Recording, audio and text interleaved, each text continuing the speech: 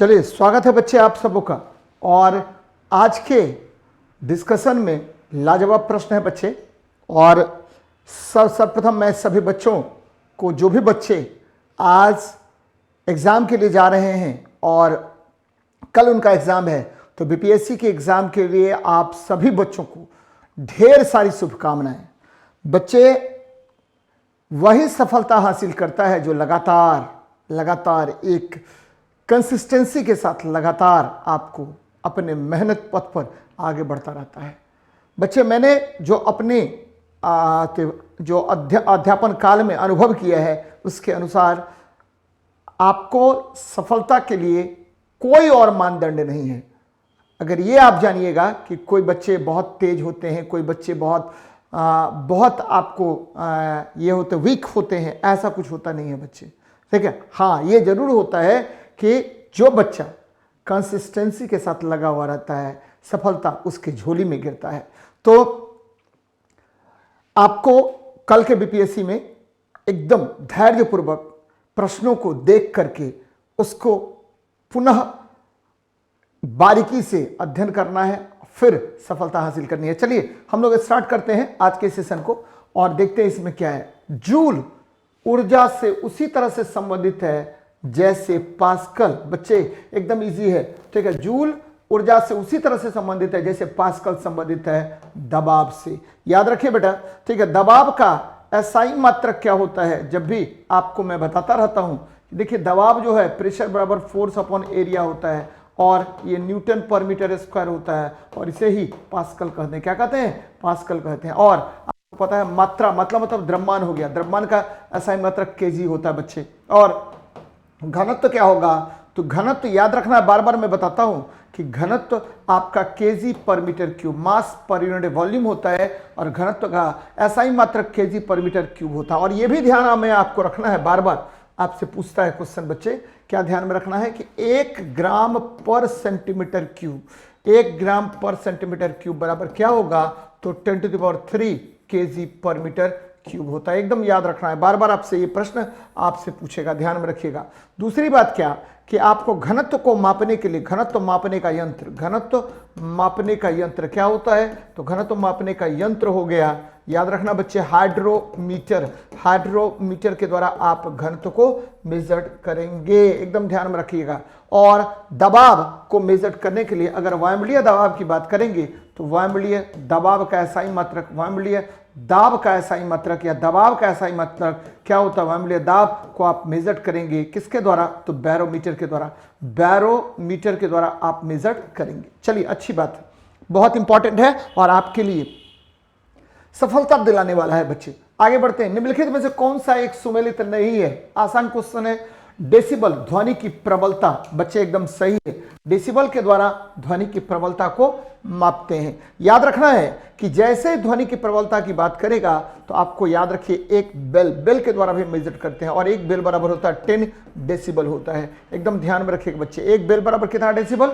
10 decibel होता है, बहुत इंपॉर्टेंट है। अश्वशक्ति का मात्रक, अश्वशक्ति शक्ति की इकाई है और आपको पता होगा 1 हॉर्स पावर बराबर 746 वॉट होता है, ठीक है बच्चे। समुद्री मील नौ संचालन में दूरी की इकाई है, समुद्री मील एकदम सही है। 1 नॉटिकल मील बराबर क्या होता है? तो बच्चे 1 नॉटिकल मील बराबर होता है, ध्यान में रखिएगा, 1 नॉटिकल मील बराबर 1852 मीटर होता है या 1.852 किलोमीटर होता है। तो ये बातें याद रखिएगा। सेल्सियस उष्मा की इकाई, ये गलत है बच्चे, ठीक है। सेल्सियस जो है वो तापमान की इकाई होती है। क्या? तापमान की इकाई होगी। तापमान की इकाई क्या होती है? तो सेल्सियस होती है। तो एकदम ध्यान में रखिएगा, तापमान की इकाई सेल्सियस को कहा जाता है और उष्मा की इकाई क्या होगी? तो जूल होगा बेटा। क्या होगा? जूल होगा। तो यही आपको गलत हो गया, गलत सुमेलित है। चलिए नेक्स्ट देखते हैं।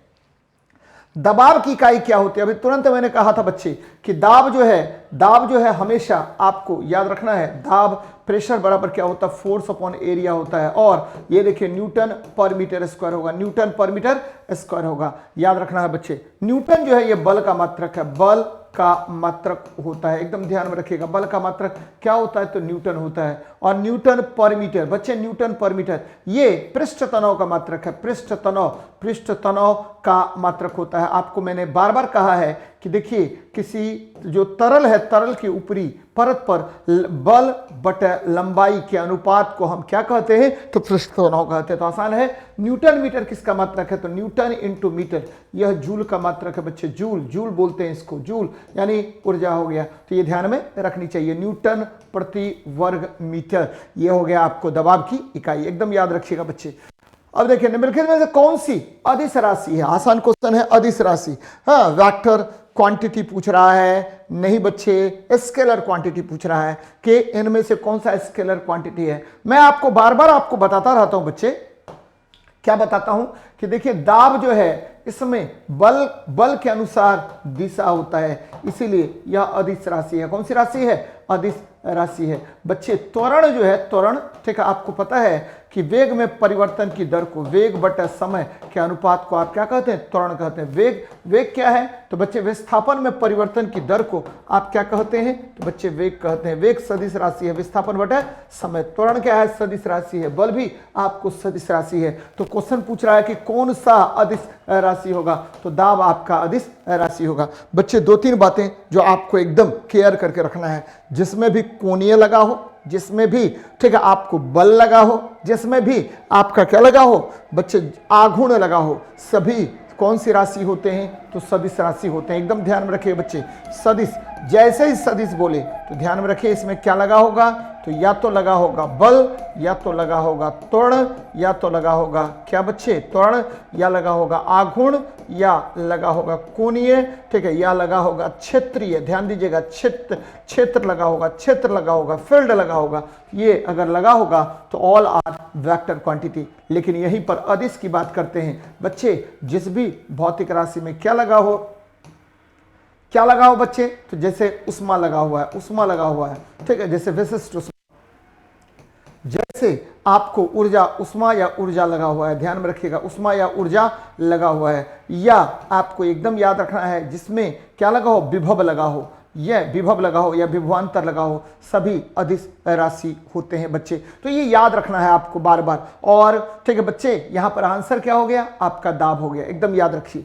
चलिए, डबसन इकाई, ठीक है, का प्रयोग किया जाता है। तो आपको पता है बच्चे, ओजोन परत की मोटाई मापने में डबसन इकाई का प्रयोग करते हैं। और एक डबसन यूनिट बराबर क्या होता है, तो एक डबसन यूनिट बराबर होता है, एकदम याद रखिए, एक डबसन यूनिट बराबर होता है कितना, तो 2.69, ठीक है, और इंटू 10⁻20, ठीक है, ओजोन मॉलिक्यूल पर मीटर स्क्वायर होता है बच्चे। तो ये याद रखना है आपको बार बार। ओजोन परत की मोटाई को मापने के लिए हम लोग क्या करते हैं, तो डबसन इकाई का प्रयोग करते हैं। और आपको पता होनी चाहिए बच्चे, ये आपकी पृथ्वी है, पृथ्वी से ऊपर, ठीक है, पृथ्वी से ऊपर सबसे ऊपर क्षोभ मंडल होता है, उससे ऊपर क्या होगा, तो समताप मंडल होगा। और इसी समताप मंडल, ठीक है, के ऊपरी परत में ओजोन की एक मोटी परत होती है जो सूर्य से आने वाले पराबैंगनी, ठीक है, विकिरणों को अवशोषित कर लेने का काम करता है। तो एकदम इजी है बच्चे, डॉप्सन यूनिट याद रखिएगा। सबसे पहले गॉर्डन डॉप्सन ने आपको पृथ्वी पर से स्पेक्ट्रोफोटोमीटर का उपयोग करके उन्होंने ओजोन परत की मोटाई माप ली थी। तो ये ध्यान में आपको रखनी चाहिए। चलिए देखते हैं नेक्स्ट क्वेश्चन को। भूकंप, एकदम याद रखिए, भूकंप किसके द्वारा मेजर करेंगे बच्चे, सिस्मोग्राफ के द्वारा। एक्चुअल्ली भूकंप को मेजर करने के लिए सिस्मोमीटर का प्रयोग करते हैं, उसके द्वारा जो ग्राफ बनाते हैं उसको सिस्मोग्राफ कहते हैं बच्चे। ऊंचाई मापने के लिए याद रखिए अल्टीमीटर का प्रयोग करते हैं। विद्युत धारा मापने के लिए बच्चे एमीटर का प्रयोग करते हैं। और प्रतिरोध का मात्रक क्या है, ओम है। और बच्चे यहां पर मात्रक ओम है, लेकिन ओम मीटर के द्वारा आप प्रतिरोध मापेंगे। क्या कह रहा है कि पुस्तक लेखक, ये तो गड़बड़ हो गया बच्चे, ये पुस्तक लेखक नहीं है बच्चे, ठीक है, सुमेलित कीजिए, सुमेलित कीजिए, ये सुमेलित करना है। तो 1 का 2 नंबर हो गया, 1 का 2 नंबर, देखिए 1 का 2 नंबर, ठीक है। फिर देखिए बेटा क्या होगा, 1 का 2 नंबर है। फिर देखिए आपको क्या आ गया, ऊंचाई b का 3 नंबर हो गया, b का 3 नंबर हो गया। चलिए और देखते हैं क्या होगा, तो और देख लीजिए क्या है, तो बच्चे विद्युत धारा 1 यानी 3 का 1, 3 का 1 हो गया। आंसर क्या होगा, ए नंबर होगा। एकदम याद रखिएगा बच्चे कि ऊंचाई को मापने के लिए याद रखिए, ऊंचाई मापने का यंत्र, ऊंचाई मापने का यंत्र क्या है, तो ऊंचाई मापने का यंत्र है, याद रखना है आपको, बार बार यहां से प्रश्न पूछेगा। तो ऊंचाई मापने का यंत्र है कौन, तो बच्चे यह अल्टीमीटर है, अल्टीमीटर है, ध्यान में रखिएगा। अल्टीमीटर के द्वारा आप ऊंचाई मेजर करते हैं। ठीक है, we have find out height, ठीक है, with the help of altimeter. एकदम याद रखना है बच्चे। कभी कभी आपको पूछेगा कोणीय दूरी, कोणीय ऊंचाई मापने के लिए, कोणीय ऊंचाई, एंगुलर हाइट मापने के लिए कोणीय ऊंचाई मापते हैं किसके द्वारा? तो बच्चे कोणीय ऊंचाई मापते हैं, आपको याद रखिएगा, बार बार आपसे क्वेश्चन पूछेगा, सेक्सटेंट के द्वारा। किसके द्वारा? सेक्सटेंट के द्वारा हम लोग क्या मापते हैं? तो बच्चे एंगुलर हाइट मेजर करने का काम करते हैं। तो आंसर हो गया ए नंबर। नेक्स्ट देखिए बच्चे, बल गुणनफल है। तो दो तीन बातें जो मैं आपको बार बार बल के संबंध में बताता हूं, यहां देखिए बल के बारे में आपको मैं तीन बातें रेगुलर बताता हूं। पहला, बल, ठीक है, बल, ठीक है, बल जो है वह द्रव्यमान गुना त्वरण है बच्चे। बल जो है संवेग में परिवर्तन की दर है, ठीक है। बल जो है बच्चे, आपको मैंने कई बार कहा है कि ये देखिए m v minus you upon क्या हो गया? t हो गया, और यहीं से आ गया एम ए। बच्चे बल का व्यंजक है ये, क्या है ये? व्यंजक। व्यंजक कहां से मिला? तो न्यूटन के द्वितीय गति नियम से मिला। बल की परिभाषा, बल की परिभाषा क्या कहां से मिला? तो न्यूटन के, ठीक है, पहले नियम से मिला बच्चे। और बल का गुण, बल का गुण कहां से मिला? प्रॉपर्टी ऑफ फोर्स, ये कहां से मिला? तो बच्चे ये मिलता है, ठीक है, न्यूटन थर्ड लॉ से मिलता है, न्यूटन थर्ड लॉ से मिलता है। तो द्रव्यमान और त्वरण के गुणन को हम क्या कहते हैं? बल कहते हैं। अभी यहां पर देखिए भार क्या होता है? भार क्या है? तो भार बल है। भार क्या है? बल है। और कौन बल है? तो जिस बल से किसी वस्तु को पृथ्वी अपने केंद्र की ओर खींचती है, जिस बल से पृथ्वी, ठीक है, वस्तु को अपने केंद्र की ओर खींचती है, पृथ्वी वस्तु को, ठीक है, अपने केंद्र की ओर खींचती है, अपने केंद्र की ओर खींचती है। एकदम ध्यान में रखिएगा, केंद्र की ओर खींचती है। याद रखना बच्चे, बार बार यहां से क्वेश्चन आपको पूछेगा, खींचती है। और भार W बराबर क्या होता है? m इंटू जी होता है, mass into acceleration due to gravity होता है बच्चे। तो ये याद रखना है, बार बार यहां से प्रश्न आपको पूछा जाता है। चलिए आगे बढ़ते हैं, यहां देख लेते हैं नेक्स्ट क्वेश्चन। एक ट्रेन जैसे चलना प्रारंभ करती है, उसमें बैठा हुआ यात्री का सिर पीछे की ओर झुक जाता है। इसका कारण क्या है? बच्चे आपको पता होगा कि हम दो तरह का जड़त्व जो है, हम तीन प्रकार के बताते हैं आपको। जड़त्व कितने प्रकार के? तो तीन प्रकार के। पहला विराम का जड़त्व, एकदम ध्यान में रखिएगा। दूसरा गति का जड़त्व। तीसरा आपको याद रखना है, पहला विराम, दूसरा गति, और तीसरा जो होता है वो दिशा का जड़त्व होता है बच्चे।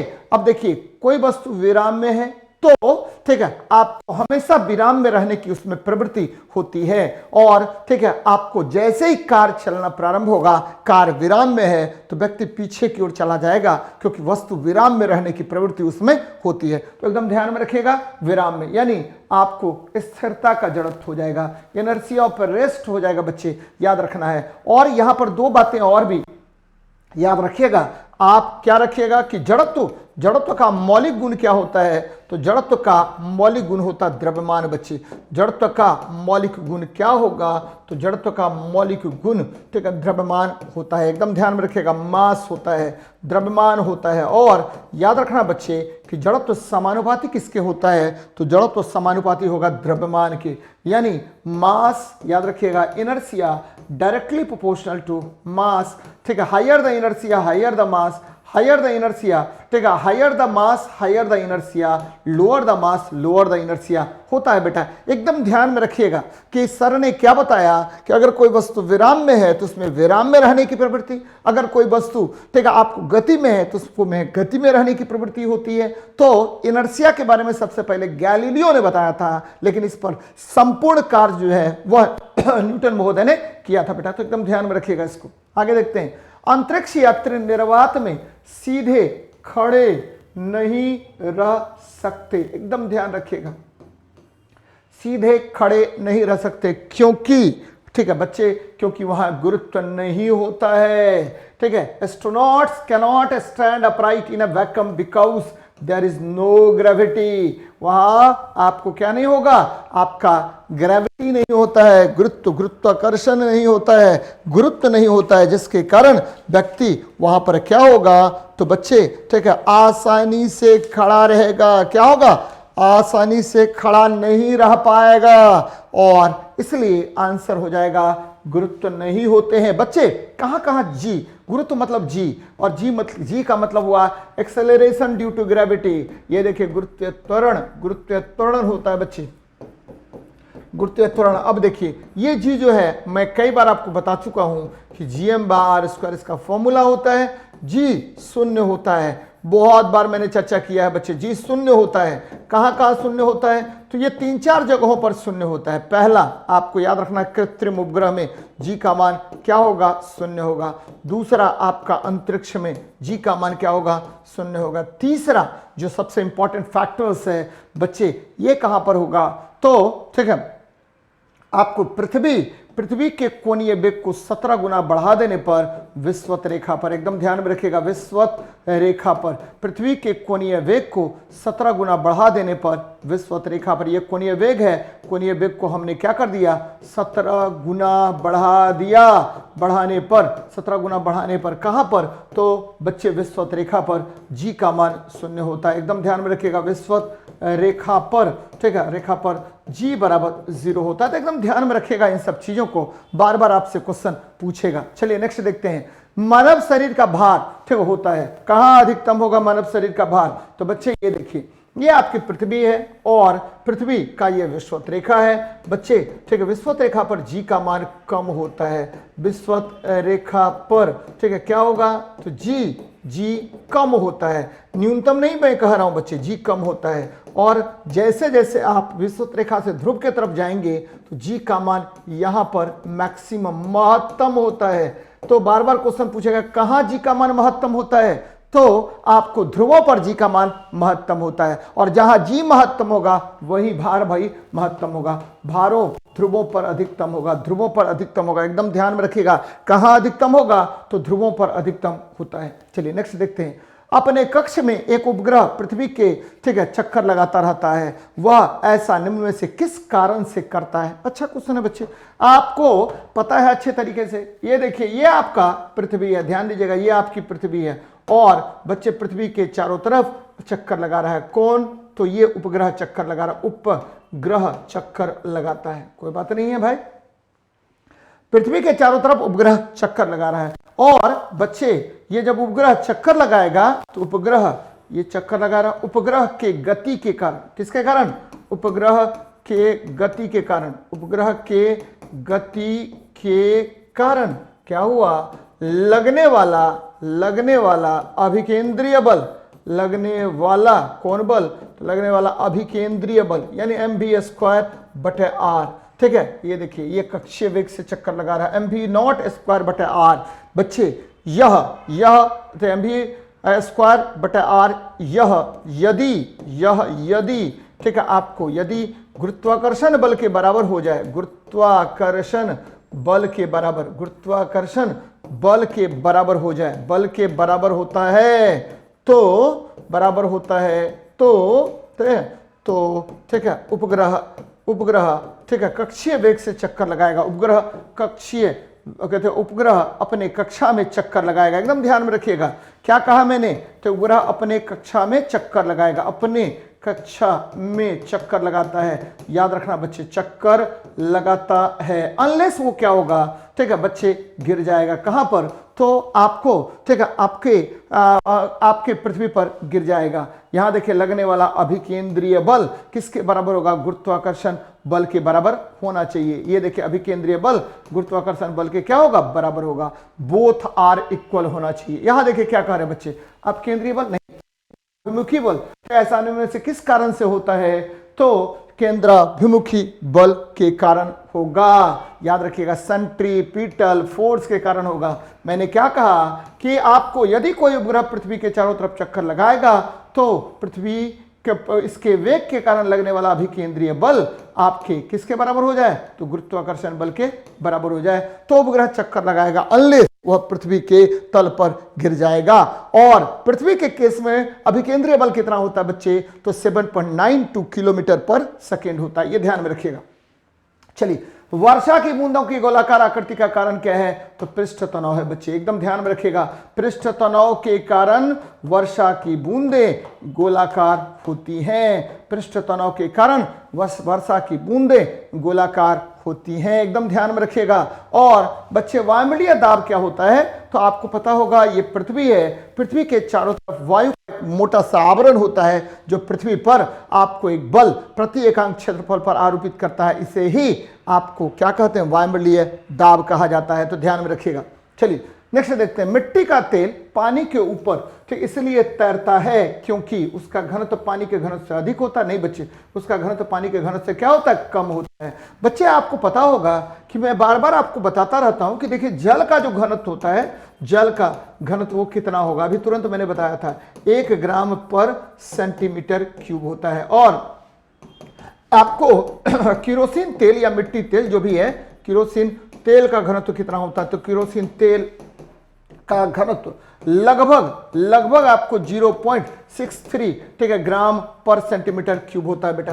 तो एकदम ध्यान में रखिएगा कि केरोसिन तेल का घनत्व कम और जल का घनत्व अधिक होने के कारण जल जो है, जल के ऊपर तेल आपको क्या होता है, चक्कर लगाता रहता है। तो घनत्व में अंतर के कारण बच्चे एकदम याद रखिएगा। अब घनत्व क्या होता है, व्हाट इज डेंसिटी। तो जब भी डेंसिटी पर चर्चा करते हैं, घनत्व रो बराबर होता है मास अपॉन वॉल्यूम, और ये क्या होगा, तो ग्राम पर सेंटीमीटर क्यूब, या क्या होगा तो बच्चे या केजी पर मीटर क्यूब होता है। ये एसआई सिस्टम में है। तो ये ध्यान में आपको रखनी चाहिए बच्चे। जल का घनत्व अधिक जबकि आपको केरोसिन तेल का घनत्व कम होता है, जिसके कारण वह उस पर तैरता है। तो आसान क्वेश्चन है। चलिए नेक्स्ट देखते हैं, ताप बढ़ने के साथ द्रव की श्यानता क्या होगी। तो दो कंडीशन है बच्चे, याद रखिएगा। द्रव की श्यानता क्यों, अगर क्वेश्चन ये पूछता है कि आपका जो लिक्विड का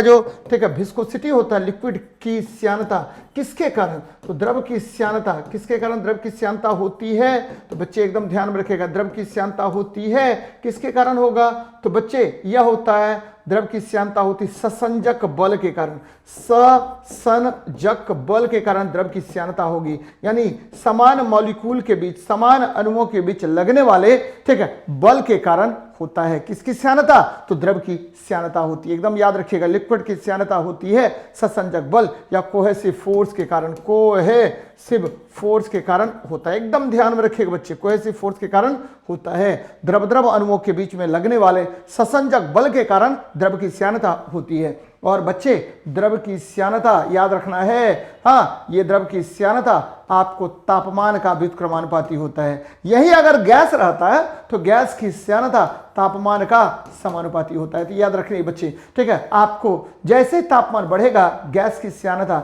आपको बढ़ जाएगी, लेकिन जैसे ही तापमान बढ़ेगा तो आपको क्या होगा, द्रव की श्यानता घट जाएगी। तो ये घटती है बच्चे, क्या होता है, घटती है। तो आंसर क्या होगा, तो आपको 14 नंबर का बी हो जाएगा। एकदम याद रखिएगा।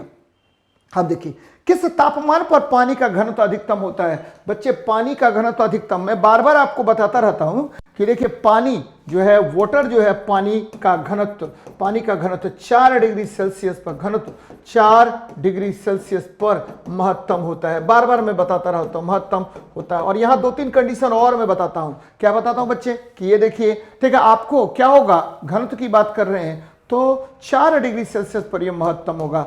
ये देखिए 0 डिग्री सेल्सियस है, जैसे ही 4 डिग्री सेल्सियस से 0 डिग्री सेल्सियस की तरफ बढ़े, मान लीजिए इधर बढ़ रहे बेटा, किधर बढ़ रहे हैं, ये देखिए इधर बढ़ रहे हैं, 4 डिग्री सेल्सियस से 0 डिग्री सेल्सियस की तरफ बढ़ रहे हैं, तो घनत्व का मान घटता है। और 4 डिग्री सेल्सियस के बाद भी घनत्व का मान क्या होता है, घटता है। लेकिन 4 डिग्री सेल्सियस पर ठीक है घनत्व का मान क्या होगा, महत्तम होता है। तो ये बातें याद रखिएगा। क्वेश्चन ऐसा भी पूछता है 0 डिग्री सेल्सियस से 4 डिग्री सेल्सियस जाने पर क्या होगा, तो पहले घनत्व बढ़ेगा, फिर घनत्व का मान क्या होगा, घटेगा। और आयतन पर अगर कंसेप्ट की बात करें बच्चे, तो आयतन ये देखिए 4 डिग्री सेल्सियस पर क्या होगा, आयतन न्यूनतम होता है। लेकिन 4 डिग्री सेल्सियस के बाद की बात कर रहे हैं, 0 डिग्री सेल्सियस पर जाएगा, जब 0 डिग्री सेल्सियस की तरफ जाएगा तो आपको आयतन का मान बढ़ना प्रारंभ होगा। 4 डिग्री सेल्सियस के बाद कहे तो भी आयतन का मान 10 डिग्री 20 डिग्री सेल्सियस की तरफ जाएंगे तो वहां भी आपको आयतन का मान क्या होगा, बढ़ेगा। तो ये याद रखिएगा, 4 डिग्री सेल्सियस पर जल का घनत्व क्या होगा, महत्तम होता है। याद रखना बच्चे। आगे देखते हैं,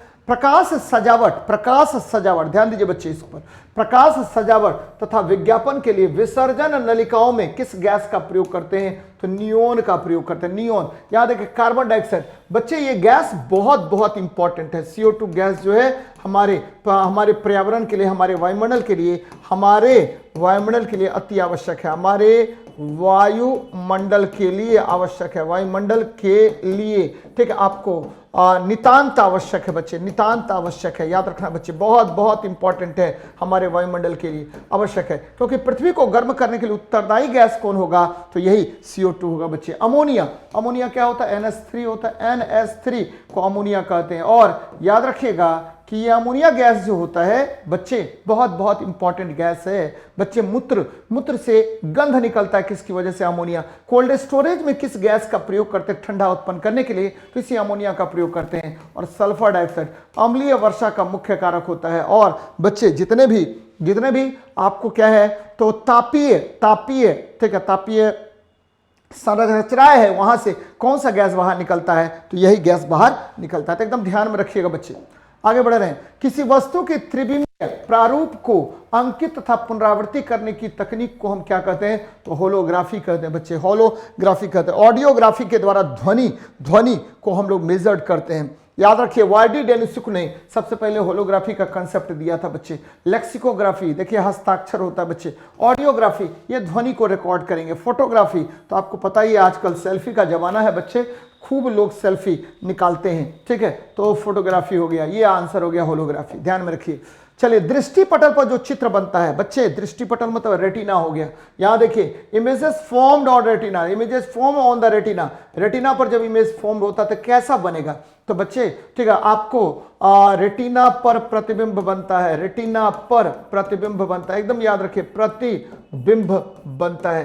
कैसा बनेगा बच्चे, रेटिना पर प्रतिबिंब बनता है, तो रेटिना पर प्रतिबिंब बनेगा कैसा, उल्टा, ठीक है। फिर देखिए वास्तविक, ठीक, उल्टा, वास्तविक और छोटा बनता है, एकदम ध्यान में रखिएगा, उल्टा, वास्तविक और कैसा बनेगा, छोटा बनता है। तो images form on the retina क्या होगा, तो यह वस्तु से छोटा होता है और सीधा होता, गलत बात है। यह वस्तु के बराबर, ये भी गलत बात है। यह वस्तु से छोटा होता है, वह उल्टा होता है। ये आपका सही आंसर हो जाएगा, सी नंबर। क्या होगा बेटा, सी नंबर आपका आंसर होगा। एकदम ध्यान में रखिएगा इन सब चीजों को, बहुत रेगुलर पूछे जाने वाला प्रश्न है। सबसे कम वेवलेंथ वाला प्रकाश कौन होता है, तो बच्चे वेवलेंथ मतलब क्या होता है, तरंगदैर्घ्य, शॉर्टेस्ट वेवलेंथ। और मैं आपको ठीक है हमेशा ये तरीका बताता हूं कि देखिए कैसे कीजिएगा, वेवलेंथ कैसे मेजर करेंगे। तो ये देखिए VIBGYO और क्या R बच्चे, यहां से इधर की तरफ जा रहे हैं, वेवलेंथ का मान बढ़ता है। और ठीक है आपको इधर से इधर जाएंगे, एनर्जी का मान घटता है, इधर से इधर जाएंगे, फ्रीक्वेंसी का मान घटता है। ये बातें याद रखिएगा। तो बाएं से दाएं की तरफ जब हम जाते हैं, यानी वायलेट से रेड की तरफ जाएंगे, तो तरंगदैर्घ्य बढ़ेगा, wavelength increases, energy decreases and frequency also decreases बच्चे। तो ये ध्यान में रखिएगा बच्चे। यहां देखिए लाल रंग का तरंगदैर्घ्य अधिक, जबकि बैगनी रंग का तरंगदैर्घ्य सबसे कम होगा। तो आंसर क्या होगा, बैगनी रंग होगा। कह रहा सबसे कम वेवलेंथ किसका होगा, तो बैगनी रंग का वेवलेंथ सबसे कम होगा। याद रखिए बच्चे, सबसे अधिक वेवलेंथ किसका, रेड का, उसके बाद ऑरेंज का, उसके बाद येलो का। ये वेवलेंथ के आधार पर बात कर रहे हैं बच्चे, ठीक है। सबसे अधिक रेड का, ऑरेंज का, येलो का, और उसके बाद ग्रीन का, उसके बाद ब्लू का, उसके बाद क्या होगा, इंडिगो, देन आफ्टर वायलेट होगा। सबसे कम वायलेट का होगा। और अगर इस पर हम तरंगदैर्घ्य भी अंकित कर दें, तो यहां देखिए ये 3900 एंगस्ट्रॉम हो जाएगा, और इधर देखिए क्या होगा, तो बच्चे 7800 एंगस्ट्रॉम हो जाता है। तो ये दोनों में देखिए क्या डिफरेंसेस है ना। सबसे कम होगा कौन, तो बच्चे 3900 एंगस्ट्रॉम, या इसको हम 390 नैनोमीटर भी कर सकते हैं, और इसको हम क्या कर सकते हैं, 780 नैनोमीटर भी कर सकते हैं। तो आसान क्वेश्चन है बच्चे। तो याद रखिएगा सबसे अधिक वेवलेंथ किसका होगा, तो वेवलेंथ सबसे अधिक लाल का होगा, सबसे कम आपको बैगनी का होता है। सामान्य आंखों के लिए अस्पष्ट दृष्टि की न्यूनतम दूरी कितनी होती है, तो 25 सेंटीमीटर होता है बच्चे। What is the minimum distance of clear vision for normal eyes की बात कर रहे हैं हम। ये क्या होगा, 25 सेंटीमीटर होगा, 25 सेंटीमीटर होगा। बहुत बहुत इंपॉर्टेंट है बेटा, एकदम याद रखिएगा। आपको पता है कि ठीक है न्यूनतम दृष्टि ध्यान दीजिएगा, न्यूनतम दृष्टि है आपका, तो न्यूनतम दृष्टि की बात अगर करेंगे तो 25 सेंटीमीटर। नियर विजन, अगर फारदेस्ट विजन की बात करें, दूरस्थ दृष्टि की बात करें, तो दूरस्थ विजन जो है, दूरस्थ दृष्टि जो है वो कितना होगा, तो वो होगा इनफिनाइट बच्चे, अनंत होगा। याद रखना है आपको। अगर नेत्र आपका अच्छा है, स्वस्थ है, तो दूरस्थ, ठीक है, दूरस्थ दृष्टि कितनी होती है, इन्फिनिटी अनंत, न्यूनतम दृष्टि 25 सेंटीमीटर तक आप खूब अच्छे से देख पाएंगे बच्चे, ध्यान रखिए, उससे कम दूरी पर आप अच्छे से देख नहीं पाएंगे। तो स्पष्ट दृष्टि की न्यूनतम दूरी 25 सेंटीमीटर और दूरस्थ दूरी, ठीक है, इन्फिनाइट हो गया बच्चे। कितने डिग्री सेंटीग्रेड पर फ़ारेनहाइट और का तापमान और सेल्सियस बराबर होगा, तो -40 पर दोनों आपस में क्या होगा, बराबर होता है। मैं बार बार आपको बताता रहता हूं बच्चे, 3 बातें मैं बताता हूं कि देखिए अगर हम डिग्री सेल्सियस बराबर डिग्री फ़ारेनहाइट करें तो -40 होता है, ठीक है। अगर हम बात करें, ठीक है बच्चे, 0 केल्विन बराबर क्या होता है, -273, ठीक है, 73.15 डिग्री सेल्सियस होता है। केल्विन हो गया, ये केल्विन हो गया, 0 केल्विन है, इसी को परम शून्यता भी कहते हैं। और बच्चे क्या होगा, तो फ़ारेनहाइट और केल्विन आपस में बराबर होता है, 574.25 पर बराबर होगा। तो ये बातें याद रखिएगा, बार बार आपसे क्वेश्चन यहां पर पूछा जाता है। ध्वनि का वेग अधिकतम किस में होता है, तो ध्वनि का वेग अधिकतम धातु में होगा बच्चे, याद रखिएगा। ध्वनि क्या है, तो ध्वनि अनुदैर्ध्य तरंग है, एकदम याद रखिए। ध्वनि क्या है, तो ध्वनि जो है आपको अनुदैर्ध्य तरंग है। ध्वनि क्या है, तो अनुदैर्ध्य तरंग है, लॉन्गिट्यूडनल वेव है, अनुदैर्ध्य तरंग है, एकदम याद रखिएगा, अनुदैर्ध्य तरंग है। ध्वनि और क्या है बच्चे, तो ध्वनि जो है आपको संपीड़न विरलन के रूप में गमन करता है, संपीड़न विरलन के रूप में गमन, ठीक है, विरलन के रूप में गमन, यानी कंप्रेशन और रेरफेक्शन के रूप में गमन करता है और गमन करता है। बच्चे ध्वनि जो है की चाल, ध्वनि की चाल, ध्वनि चाल, चाल किसमें सबसे ज्यादा होगा, तो ध्वनि की चाल सबसे अधिक ठोस में, उसके बाद द्रव में, उसके बाद गैस में होगा, याद रखिए, लिक्विड में, देन आफ्टर गैस में होगा। ध्वनि निर्वात में गमन नहीं करता, एकदम ध्यान में रखिएगा बच्चे। तो सबसे अधिक ध्वनि की चाल अगर हम ठोस की बात करें, धातु की बात करें, तो बच्चे एल्युमिनियम, उसके बाद निकेल, उसके बाद क्या होगा, तो बच्चे उसके बाद हो जाएगा निकेल के बाद स्टील और देन आफ्टर क्या होगा, तो लोहा होता है। तो ये बातें याद रखिए, बार बार इस तरह का प्रश्न आपसे पूछे जाते हैं, तो याद रखना है, कुछ है नहीं इसमें। नेक्स्ट देखते हैं बेटा, कह रहा डायनामो परिवर्तित करता है, तो बच्चे डायनामो जो है कन्वर्ट्स, क्या होगा, तो आपको पता है डायनामो जो है यह किस सिद्धांत पर काम करता है, तो डायनेमो बच्चे ये काम करता है, ध्यान में रखिएगा, यह काम करेगा किस पर, तो विद्युत चुंबकीय प्रेरण की घटना पर, विद्युत चुंबकीय प्रेरण यानी इलेक्ट्रोमैग्नेटिक इंडक्शन पर काम करता है। विद्युत चुंबकीय प्रेरण की घटना पर आधारित है, घटना पर आधारित, एकदम ध्यान में रखिएगा, आधारित, किस सिद्धांत पर आधारित है, तो इट इज बेस्ड ऑन, ठीक है, electromagnetic induction, principle of electromagnetic induction. और ये करता क्या है, तो बच्चे ये यांत्रिक ऊर्जा को, मैकेनिकल एनर्जी को ये कन्वर्ट करता है इलेक्ट्रिकल एनर्जी में। और ये किस सिद्धांत पर आधारित होता है, तो यह फ्लेमिंग्स क्या होगा, फ्लेमिंग्स, ठीक है, राइट हैंड रूल, याद रखिए बच्चे, राइट हैंड रूल पर बेस्ड है, राइट हैंड रूल पर आधारित है, याद रखिएगा, आधारित है किस पर, तो फ्लेमिंग के दाएं हाथ के नियम पर आधारित है। तो यांत्रिक ऊर्जा को विद्युत ऊर्जा में बदलने का काम कौन करेगा, तो डायनामो करता है, डायनामो कन्वर्ट्स, ठीक है, mechanical energy into electrical energy. तो आसान क्वेश्चन है बच्चे। चलिए नेक्स्ट देखते हैं, विद्युत बल्ब के अंदर कौन सी गैस, ठीक है, होती है, अंदर ऑक्सीजन नहीं बच्चे, गलत बात है, वायु नहीं बच्चे, कार्बन डाइऑक्साइड नहीं बच्चे, उपर्युक्त में से कोई नहीं। जनरली हम लोग आर्गन या नियोन या आपको नाइट्रोजन गैस भरते हैं बच्चे, ठीक है, गैस भरा जाता है। अगर वायु बात करें, गैस भरते हैं। वायु अगर बात कर लें कि वायु मान लेते हैं, इस ऑप्शन में हम वायु को मान लेते हैं, तो वायु अगर भरेंगे तो उसमें ऑक्सीजन तो होगा ही होगा, ऑक्सीजन क्या करेगा, तो उसको विकृत कर देने का काम है, इसीलिए आंसर क्या होगा बेटा, उपर्युक्त में से कोई नहीं। हम विद्युत बल्ब में या तो आर्गन गैस या नियोन या नाइट्रोजन गैस ही भरते हैं। जनरली अक्रिय गैस को फुलफिल किया जाता है, भरा जाता है, तो ये ध्यान में रखिएगा, बार बार यहां से प्रश्न आपको पूछेगा। नेक्स्ट देखिए, प्रकाश वोल्टीय सेल क्या है, तो बच्चे प्रकाश वोल्टीय सेल जो है फोटोवोल्टेइक सेल, सौर सेल है, क्या है, सोलर सेल है। और जब भी सोलर सेल की बात करते हैं तो इसमें ठीक है, सिलिकॉन या जर्बेनियम, सिलिकॉन या जर्बेनियम का, ठीक है, का प्लेट लगाते हैं बच्चे, इसमें सिलिकॉन एवं जर्बेनियम का उपयोग किया जाता है, उपयोग अर्धचालक का उपयोग करते हैं, ध्यान में रखिए, बार बार ये क्वेश्चन आपसे पूछेगा, करते हैं, ठीक है, तो ये याद रखिएगा। नेक्स्ट देखते हैं बेटा, परमाणु बम का सिद्धांत आधारित है बच्चे, परमाणु बम जो है नाभिक के विखंडन के सिद्धांत पर आधारित है। Atom bomb is based on the principle of, ठीक है, आपको न्यूक्लियर फिजन। यहां देखिए परमाणु बम एक। दूसरी बात क्या, परमाणु रिएक्टर, ध्यान दीजिए बच्चे, परमाणु बम, परमाणु रिएक्टर। तीसरा देखिए, आपको बार बार मैं बताता हूं, हाइड्रोजन बम बच्चे, हाइड्रोजन बम, ठीक है। अब देखिए, अब तीनों पर बात कर लेते हैं। सबसे पहले बात करते हैं किस पर, तो परमाणु बम पर। ये किस पर आधारित है, तो बच्चे परमाणु बम का निर्माण किया ओपेनहीमर ने, और यह अनियंत्रित नाभिक के विखंडन पर आधारित है। परमाणु रिएक्टर का निर्माण किया किसने, तो एनरिको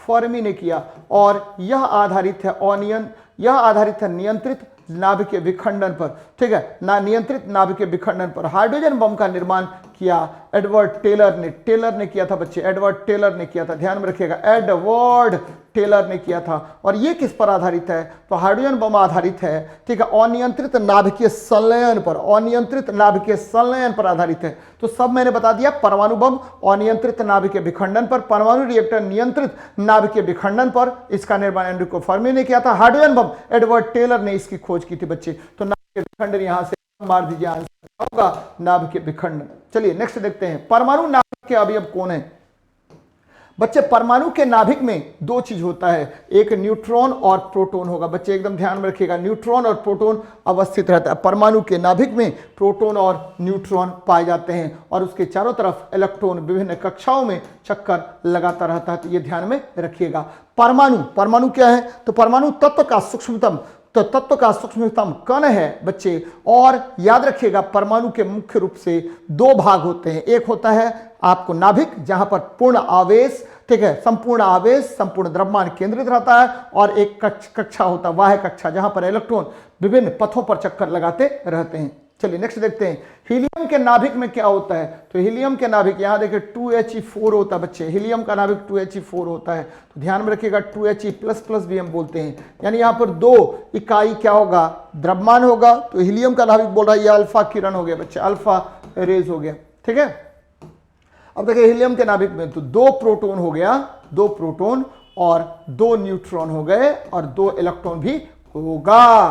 तो बच्चे अब देखिए, अब देख लीजिए, केवल एक प्रोटॉन, दो प्रोटॉन, सही है, दो न्यूट्रॉन नाभिक में, तो सही दो प्रोटॉन तो होता है, लेकिन दो न्यूट्रॉन नहीं दिया हुआ, इसीलिए आंसर हो जाएगा 28 का C नंबर। आसान क्वेश्चन है। नेक्स्ट देखते हैं बेटा, रेडियो एक्टिविटी मापी जाती है, किसके द्वारा मापते हैं, तो रेडियो एक्टिविटी को मापने के लिए हम गैगर मूलर काउंटर का प्रयोग करते हैं बच्चे। एक दो तीन बातें यहां पर आपको जाननी चाहिए। रेडियो एक्टिविटी यहां से क्या होता है, तो अल्फा बीटा गामा किरणें निकलती हैं, ध्यान में रखिएगा, किरणें निकलती हैं कहां से, तो आपको, ठीक है, रेडियो सक्रिय पदार्थ से क्या क्या निकलेगा, तो अल्फा बीटा और गामा किरणों का, ठीक है, यहां से निकलना प्रारंभ होता है बच्चे। अल्फा बीटा और क्या निकलता है, गामा निकलता, किरणें निकलती हैं। और इसको मापने के लिए याद रखिएगा, ठीक है, आपको इसे मापने के लिए ध्यान में रखिएगा, इसे मापने के लिए क्या करते हैं, तो मापने के लिए गैगर मूलर काउंटर का प्रयोग करते हैं, मूलर काउंटर का प्रयोग करते हैं, एकदम ध्यान में रखिएगा, काउंटर का उपयोग करते हैं। किसको मापने के लिए, तो बच्चे आपको, ठीक है, रेडियो सक्रियता को मापने के लिए गैगर मूलर काउंटर या गैगर काउंटर का प्रयोग करते हैं, एकदम ध्यान में रखिएगा। और सिस्मोमीटर बच्चे भूकंप को मेजर करेंगे, भूकंप मापा जाता है इसके द्वारा, भूकंप मापते हैं किसके द्वारा, तो सिस्मोमीटर के द्वारा। अमीटर क्या होता है, तो विद्युत धारा मापते हैं, विद्युत धारा की माप की जाती है, विद्युत धारा मापते हैं बच्चे, विद्युत धारा की माप की जाती है। हाइड्रोमीटर के द्वारा हम लोग क्या मापेंगे, घनत्व को मेजर करते हैं।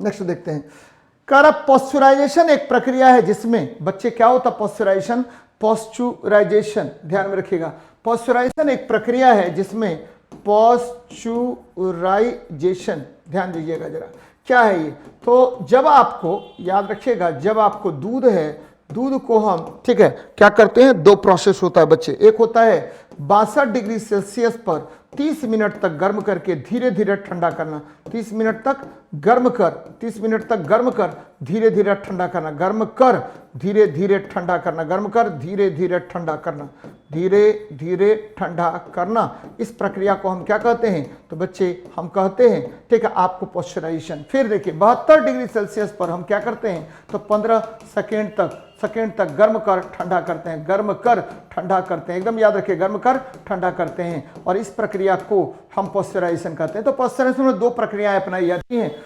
बहुत कम तापमान 24 घंटे तक रखा गलत बात है। दूध को पहले बहुत देर तक गर्म किया जाता है और एक निश्चित समय में अचानक ठंडा कर लिया जाता है। इस प्रक्रिया को हम पॉस्चराइजेशन कहते हैं। देखिए पॉस्चराइजेशन की प्रक्रिया का विकास लुईस पास्चर ने किया था। किसने किया था? लुईस पास्चर ने किया था बच्चे, तो ये ध्यान में रखिएगा। नेक्स्ट देखिए, एक ठोस को सीधे गैस में परिवर्तित करते हैं। The change of solid directly into gas. बच्चे सॉलिड को अगर आपको चेंज करना होगा किस में? तो गैस में चेंज कीजिए या वाष्प में चेंज कीजिए। तो इस प्रक्रिया को हम बोलते हैं ऊर्ध्वपातन। क्या बोलेंगे?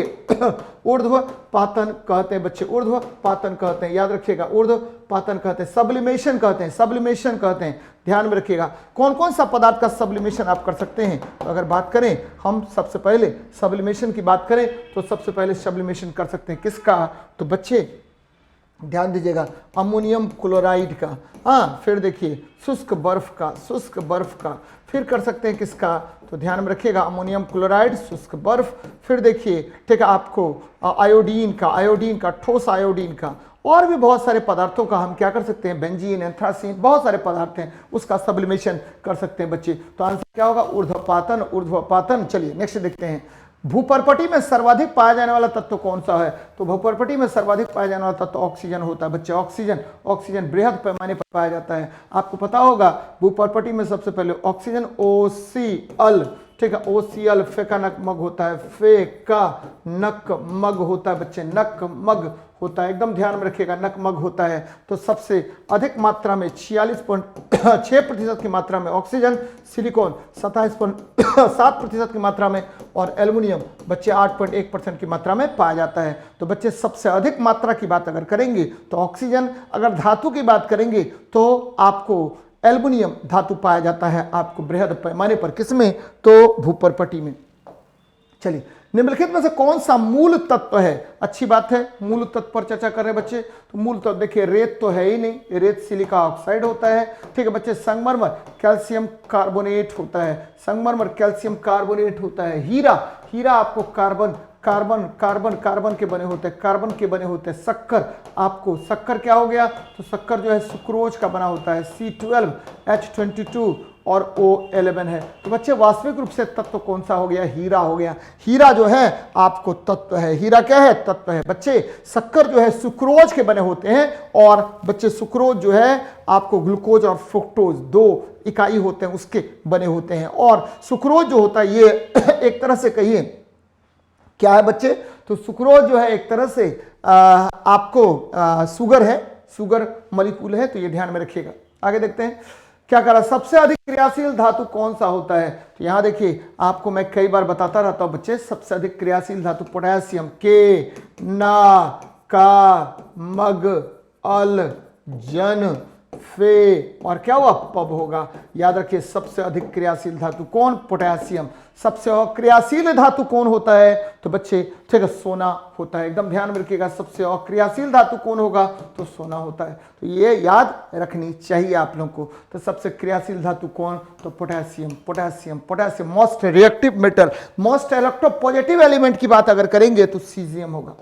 चलिए आगे बढ़ते हैं। निम्नलिखित में कौन कठोरतम धातु है? तो सबसे कठोर धातु की बात कीजिए तो यहां देख लीजिए, सबसे कठोर धातु पर हम चर्चा कर रहे हैं बेटा। सबसे कठोर धातु पर चर्चा कर रहे हैं तो टंगस्टन को याद रखिएगा, टंगस्टन को सबसे कठोर धातु कहते हैं। सोना देखिए, सोना मृदु धातु है, प्लेटिनम भी मृदु धातु है, क्योंकि आभूषण बनाने में काम आता है, आभूषण बनाने में काम आता है बच्चे। और टंगस्टन इसको फिलामेंट बनाते हैं, तो सबसे कठोर धातु एकदम ध्यान में रखिए। कठोर और तन्य धातु कौन होगा?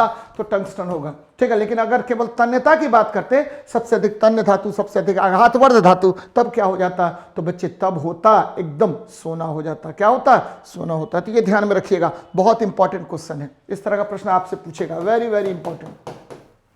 चलिए नेक्स्ट देखते हैं बच्चे। निम्नलिखित में से किस तत्व को मिट्टी के तेल में सुरक्षित रखा जाता है? सोडियम। बच्चे पोटेशियम और सोडियम अति क्रियाशील होता है, और बच्चे जल से तीव्र गति से, पोटेशियम सोडियम अति क्रियाशील, याद रखिएगा अति क्रियाशील धातु होता है, अति क्रियाशील धातु है। और इसको सुरक्षित रखने के लिए हम क्या करते हैं? इस दोनों को किरोसिन तेल में रखते हैं, किरोसिन तेल में रखा जाता है, किरोसिन तेल में रखते हैं। बहुत इंपॉर्टेंट है बच्चे, ठीक है। अब देखिए, मरकरी एकमात्र द्रव धातु है और इसकी परमाणु संख्या कितनी होती है? 80 होती है। ध्यान में रखिएगा। कॉपर, कॉपर ये मुद्रा धातु है, कॉपर की परमाणु संख्या 29 होती है, ये याद रखिए। सिल्वर, सिल्वर क्या होता है? Ag है बच्चे, Ag है। और सिल्वर याद रखिएगा ये भी एक प्रकार का मुद्रा धातु होता है। तो ये बातें याद रखनी चाहिए आप लोगों को। चलिए, बहुत अच्छी बात है, आगे बढ़ रहे हैं। अभी नेक्स्ट क्वेश्चन पर बात करते हैं बेटा, क्या है? शुद्ध सोना कितने कैरेट का होता है? तो 24 कैरेट का सोना शुद्ध सोना होता है। और ये ध्यान में रखिएगा कि आपको 24 कैरेट क्या होगा? तो 100% सोना हो गया। लेकिन यहां पर बच्चे याद रखिएगा कि शुद्ध सोने का आभूषण नहीं बनता, इसमें कॉपर मिलाना पड़ेगा। जब कॉपर मिलाएंगे तो 22 कैरेट प्लस 2 कैरेट बच्चे, 22 कैरेट हो गया और प्लस 2 हो गया, कुल मिला के 24 कैरेट हो गया। यानी आपको इसको क्या करते हैं? तो बच्चे क्या कर दीजिए? 2/22 गुना 100 कर दीजिए, ठीक है। यहाँ देखिए क्या हो गया? तो आपको पता है कि कुल कितना है? तो 22/24 गुना 100 कर देते हैं। तो ध्यान दीजिए, 2 11 ही 22 और 2, ठीक है, 12 ही 24, 4 तिया 12, ठीक है, और 4 25 अंक 100 गुना कीजिए। 11 5 55 का 5, हाथ में कितना बचा? 5, 11 दूनी 22, 5 27 बटा कितना कीजिए? 3 कीजिए। 3 नमा 27, 3 नमा 27, 3 का 3 और बच्चे 2 916। बच्चे अगर आपको 22 कैरेट सोना है तो 916 हो गया, ठीक है। बच्चे अगर 20 कैरेट सोना है तो क्या होगा? 20 आप प्लस 4 कर दीजिए, ठीक है। 20 भाग क्या होगा? सोना का, और 4 भाग क्या होगा? कॉपर का होगा, और ये 833 होता है, 833 होता है। और अगर 18 कैरेट सोना की बात करें तो ये क्या होगा? 18 प्लस 6 कर दीजिए बच्चे, इसमें क्या होगा? 750 हो गया कैरेट बच्चे, कैरेट।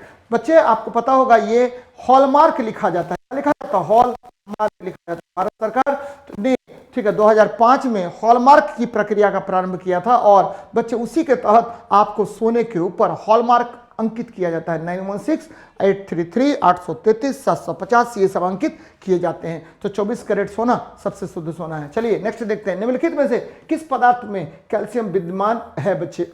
चीनी मिट्टी, चीनी मिट्टी याद रखिए, चीनी मिट्टी है बच्चे, तो चीनी मिट्टी है, ठीक है। जिप्सम, जिप्सम ये देखिए कैल्शियम सल्फेट डाइहाइड्रेट होता है, चलिए हम लिख के देखते हैं, ठीक है। कोरंडम एल्युमिनियम ऑक्साइड होता है, Al2O3, Al2O3 बच्चे। टेल्क, टेल्क क्या होता है? तो टेल्क जो है जनरली, टेल्क जो है ये भी जनरली एक तरह से ये होता है, कह रहा है क्या कि किसी में पदार्थ में विद्यमान है। हम तो आंसर तो यहीं से मिल गया बच्चे, ठीक है, आंसर यहीं से मिल गया, ठीक है। ये भी सिलिका के कोई पदार्थ होते हैं टेल्क बच्चे, ध्यान में रखिएगा।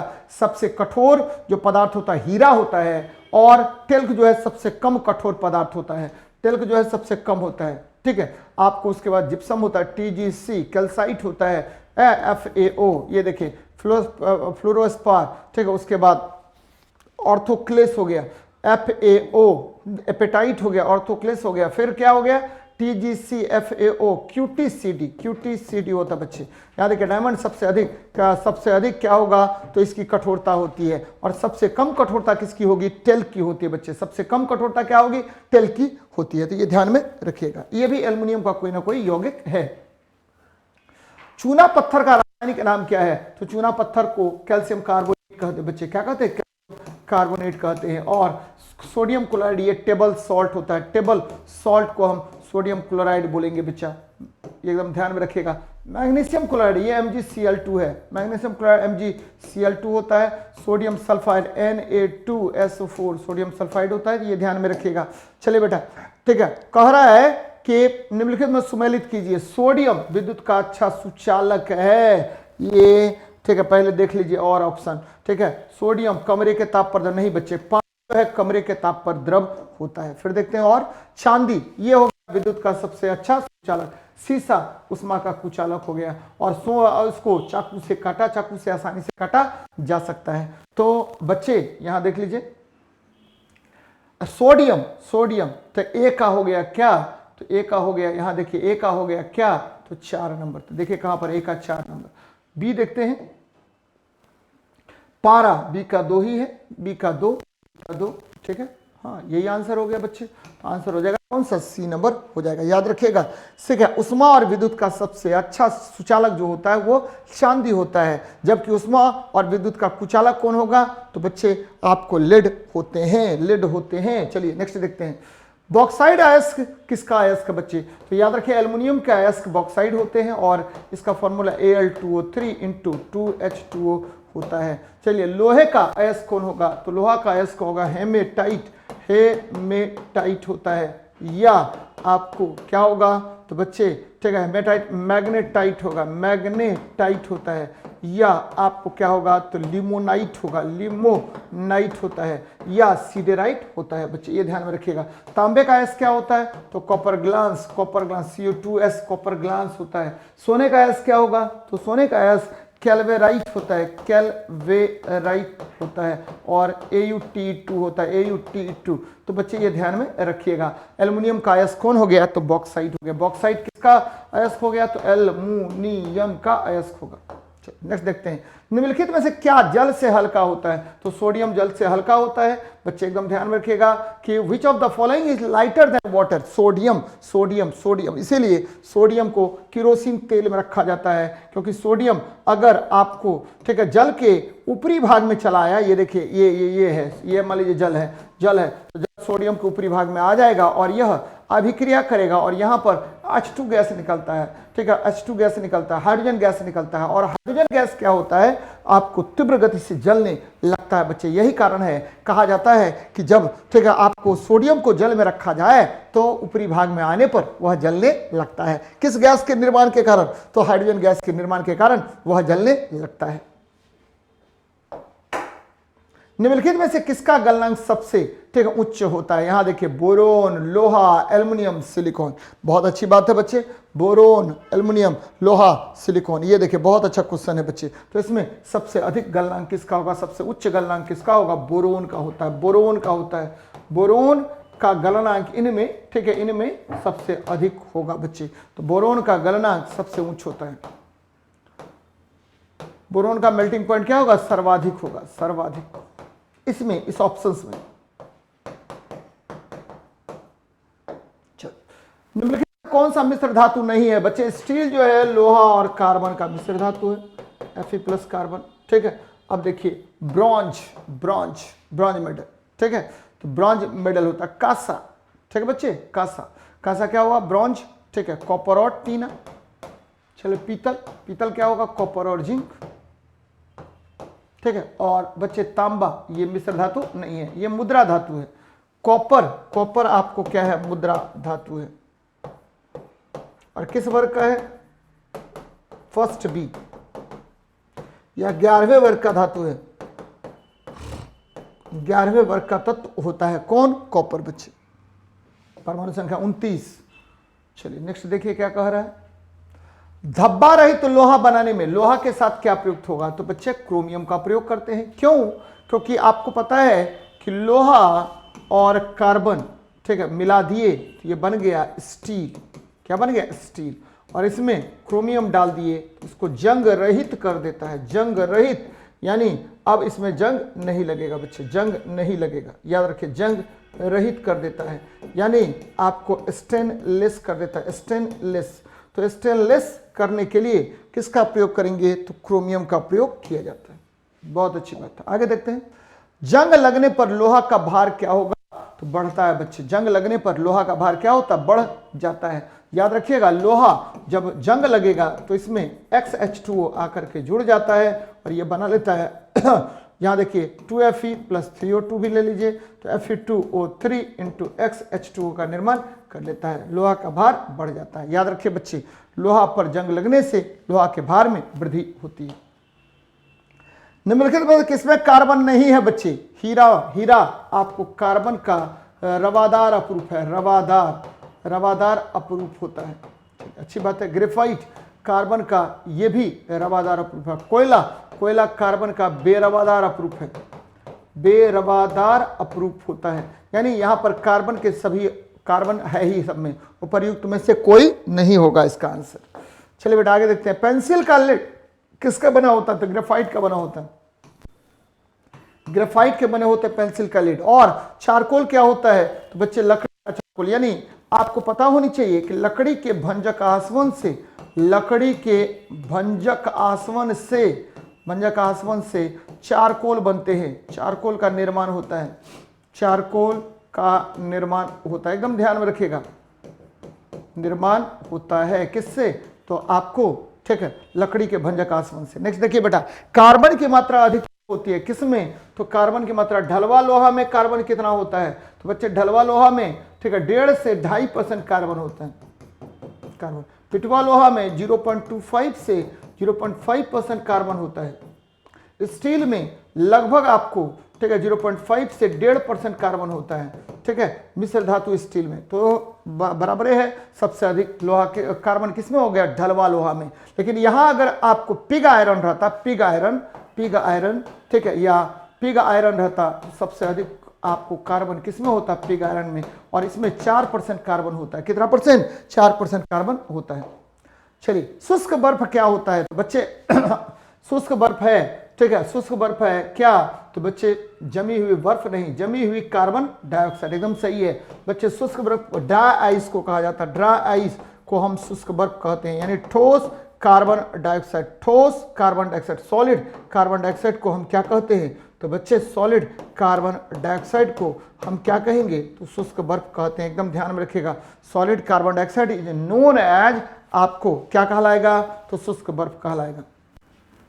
भारी पानी वह पानी है जिसका तापमान 4 डिग्री से स्थिर रहता है, जिसमें हाइड्रोजन के स्थान का स्थान आइसोटोप ले लेता है, एकदम सही है बच्चे। भारी पानी जो होता है वह D2O है, क्या है? D2O, और इसको बोलते हैं ड्यूटेरियम ऑक्साइड, ड्यूटेरियम ऑक्साइड कहा जाता है। और बच्चे एकदम ध्यान में रखिएगा, ड्यूटेरियम ऑक्साइड कहते हैं। और बच्चे एकदम याद रखिएगा, इसमें हाइड्रोजन के स्थान पर, हाइड्रोजन के स्थान पर, हाइड्रोजन के स्थान पर हम क्या लेते हैं? तो हाइड्रोजन का समस्थानिक लेते हैं, हाइड्रोजन का समस्थानिक लेते हैं, एकदम ध्यान में रखिएगा, समस्थानिक लेते हैं। और ठीक है, हाइड्रोजन का समस्थानिक लेते हैं, एकदम याद रखना बच्चे।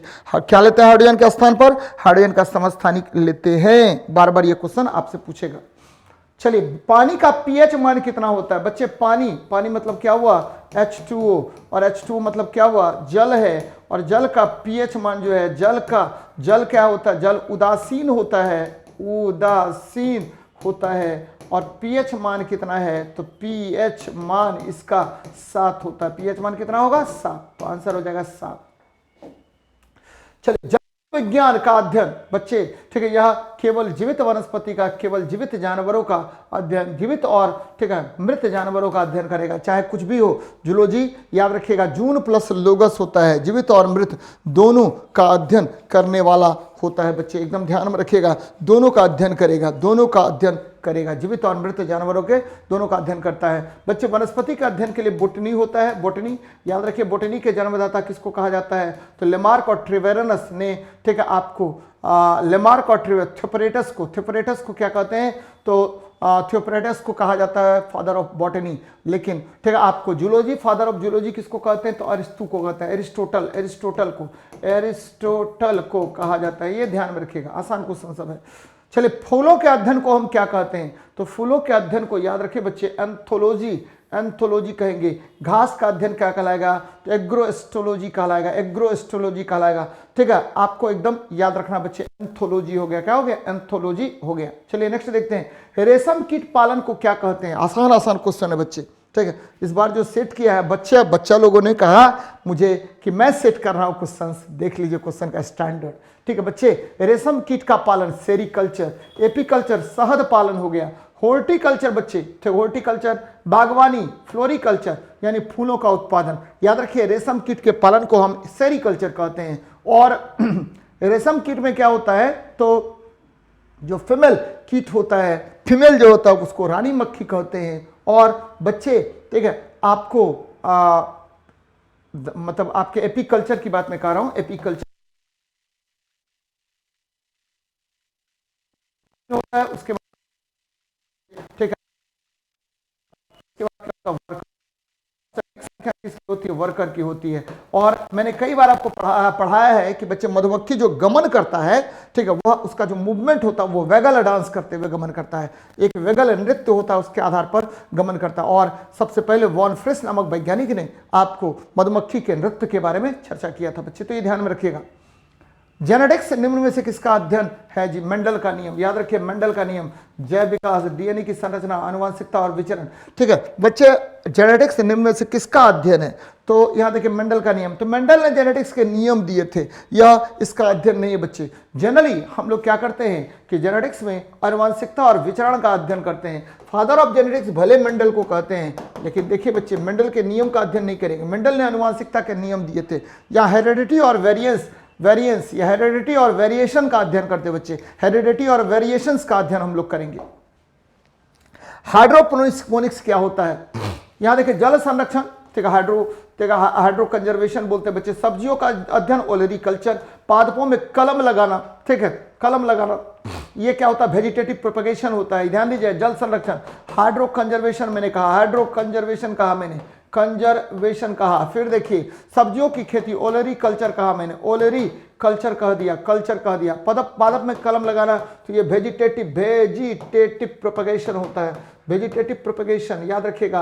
हाँ, कायिक प्रवर्धन प्रोपगेशन होता है। मृदाविहीन संवर्धन हाइड्रोपोनिक्स कहा जाता है, मृदाविहीन संवर्धन हाइड्रोपोनिक्स कहा जाता है। याद रखिए बच्चे, हाइड्रोपोनिक्स जो है मृदाविहीन पादप संवर्धन को हाइड्रोपोनिक्स कहा जाता है, तो ये ध्यान में रखिएगा।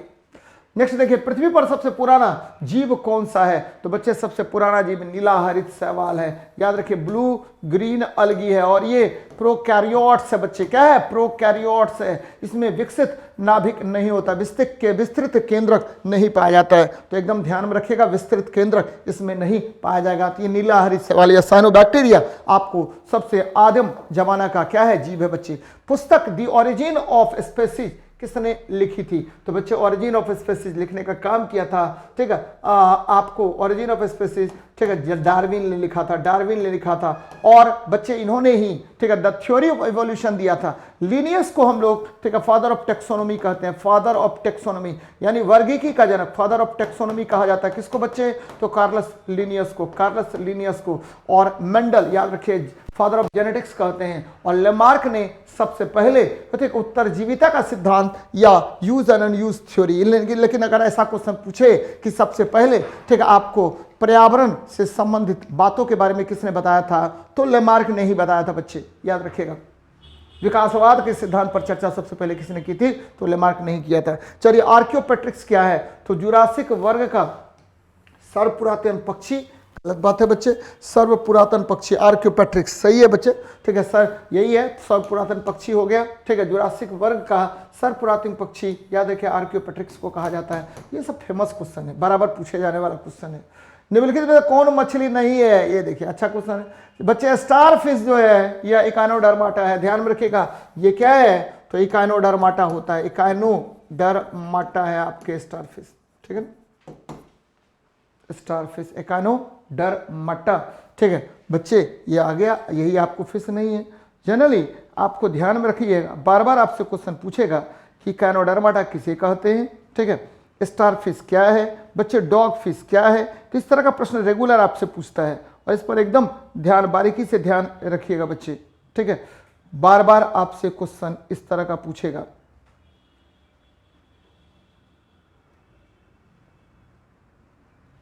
ठीक है। आगे बढ़ते हैं, बाकी सब देखिए, sea fish, guitar fish, pipe fish, सब क्या है? आपको फिश प्रजाति के होते हैं बच्चे। मछलियों में क्या होता है? मछलियों में आपको दो चैम्बर होते हैं हार्ट में। उड़ने वाला स्तनपायी कौन है? आप लोग बताइए बच्चे, उड़ने वाला स्तनपायी 2 से 3 होते हैं। जैसे आपको पता है चमगादड़ उड़ने वाला स्तनपायी है, और स्तनपायी है, ये चमगादड़ हो गया। और ये अल्ट्रासोनिक वेव्स में निकालता है, अल्ट्रासोनिक तरंग निकालता है, सोनिक वेव्स निकालता है, ये ध्यान में रखिए बच्चे। निम्नलिखित में से, ठीक है, सील किस जाति का है? सील बोल रहा है बच्चे, सील किस जाति का है? तो सील जो है स्तनपायी होता है, सील जो है आपको स्तनपायी होता है, एकदम ध्यान में रखिए, स्तनपायी होता है। जब भी स्तनधारी की बात करेंगे तो उसके हार्ट में 4 चैम्बर होगा।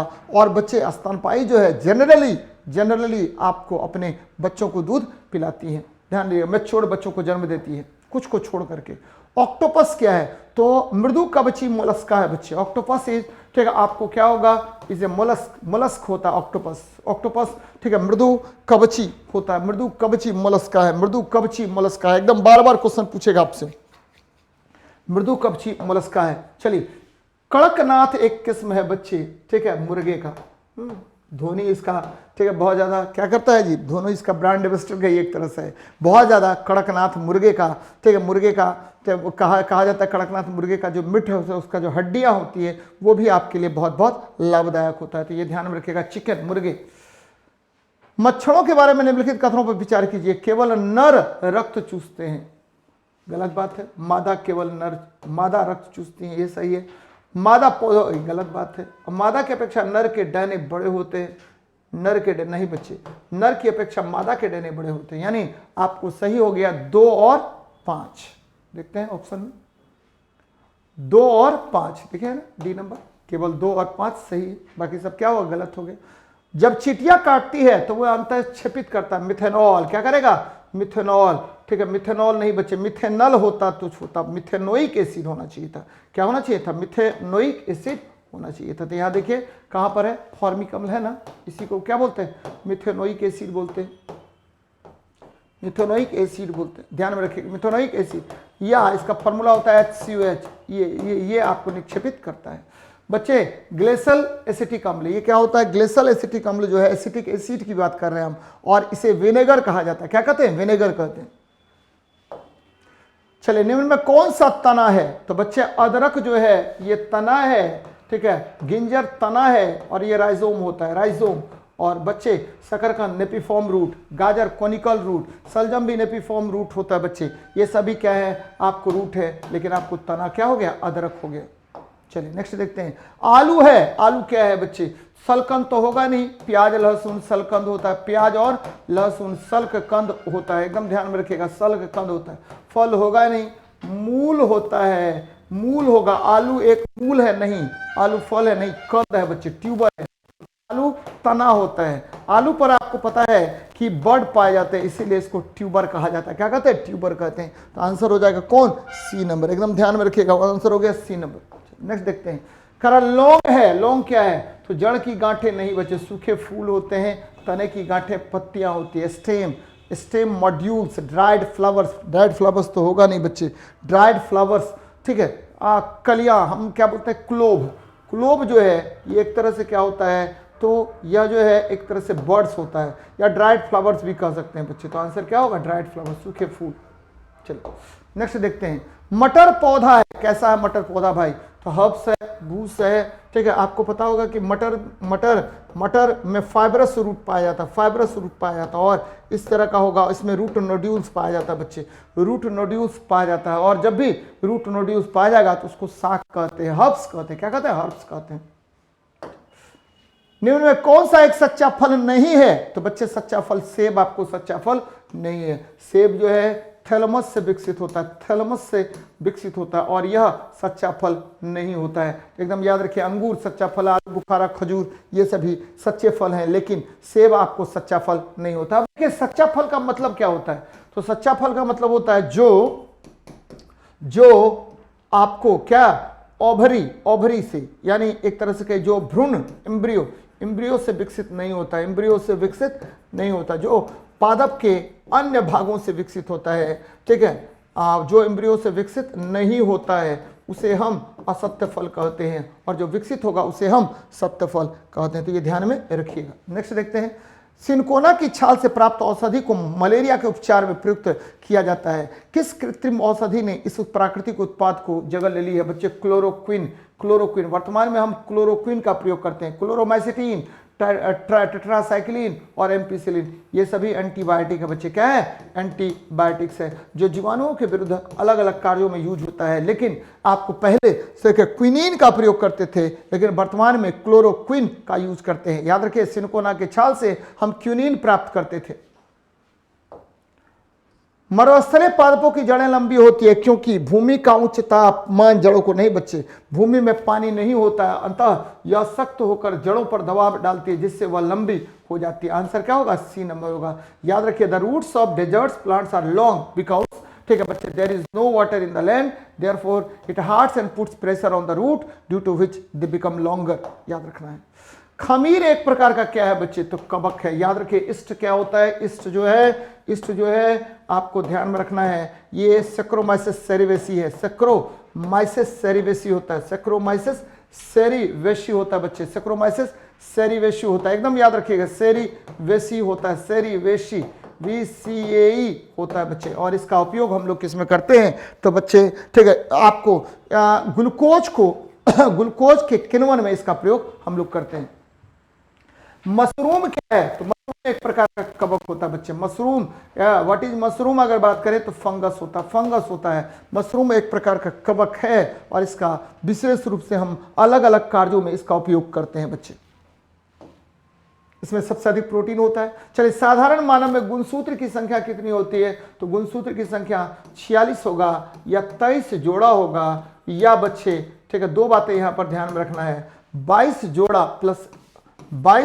प्लस क्या होगा, तो x या ये हो गया फीमेल में, और 22 जोड़ा प्लस XY ये क्या हो गया आपको, ठीक है, मेल में होता है। याद रखिएगा 22 जोड़ा को हम क्या कहेंगे, तो 22 जोड़ा को हम कहते हैं, ध्यान में रखिएगा, इसको बोलते हैं क्या, ऑटोसोम्स बोलते हैं, दैहिक क्रोमोसोम ऑटोसोम्स कहा जाता है बच्चे। और XX और या XY को इसको क्या बोलते हैं, एलोसोम्स कहते हैं, एलोसोम्स कहते हैं। तो ये ध्यान में रखिए, सेक्स क्रोमोसोम है और वो क्या है, तो आपको बॉडी क्रोमोसोम है या दैहिक क्रोमोसोम है, ये ध्यान में रखना है। कोशिका का स्रोत, शक्ति स्रोत कौन होता है, तो माइटोकॉन्ड्रिया। याद रखिए बच्चे, कोशिका में माइटोकॉन्ड्रिया पाया जाता है जो ठीक है आपको क्या करेगा, तो जो क्या करता है, ऊर्जा उत्पन्न करेगा, एकदम ध्यान में रखिएगा, ऊर्जा उत्पन्न करता है बच्चे। और यह एटीपी के फॉर्म में ऊर्जा प्रोड्यूस करेगा, एटीपी के फॉर्म में ऊर्जा प्रोड्यूस करेगा। कोशिका भित्ति किसका बना होता है, तो सेलुलोज का। याद रखिए बच्चे, सेल्यूलोज का कोशिका भित्ति बना होता है। राइबोसोम प्रोटीन संश्लेषण में भाग लेगा, प्रोटीन सिंथेसिस करता है, प्रोटीन संश्लेषण करने में यह उपयोगी होता है, एकदम याद रखिएगा। और न्यूक्लियस क्या होता है, ये केंद्र है बच्चे, केंद्रक है न्यूक्लियस जो है आपको पूरे कोशिका को नियंत्रित करने का काम करता है। चलिए, मानव शरीर के किस अंग में लसिका कोशिकाएं बनती है, तो दीर्घ अस्थि में बनता है बच्चे, दीर्घ अस्थि में। याद रखिएगा, लॉन्ग बोन मैरो में आपको निर्माण होगा किसका, तो जितने भी है, चाहे लिम्फ होगा, चाहे आपको WBC, ठीक है, आपको RBC हो या WBC हो या लिम्फ हो या आपको प्लेटलेट्स हो, सबका निर्माण प्लेटलेट्स हो, सबका निर्माण कहाँ होता है, तो आपके दीर्घ अस्थि या बोन मैरो में होता है। एकदम ध्यान में रखिए, बोन मैरो में होता है बच्चे।